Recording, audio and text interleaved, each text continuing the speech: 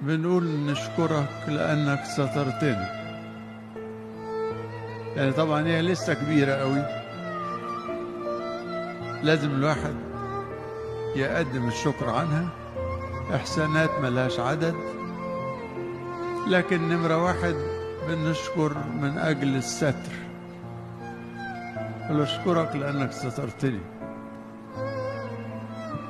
دي مهمة أوي أوي، لأن لولا الستر ده محدش مننا يقدر حتى يوري وشه للناس. ربنا ستر علينا، كل واحد فينا في موقعه، كل واحد في ظروفه، كل واحد في حياته، كل واحد في الأمور اللي مر بيها، في الضيقات، في الآلام، في الخطايا، في الضعفات، سترنا. قعدت مرة مع أبونا مخيل إبراهيم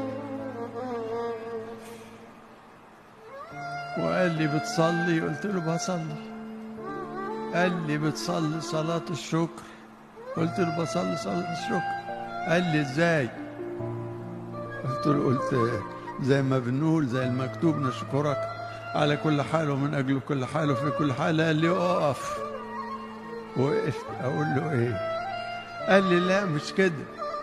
قلت له امال ايه؟ قال لا اقول له اشكرك على كيت وكيت وكيت وكيت، على كل حال ومن أجل كل حال. قال لي دي بالجملة ما تنفعش.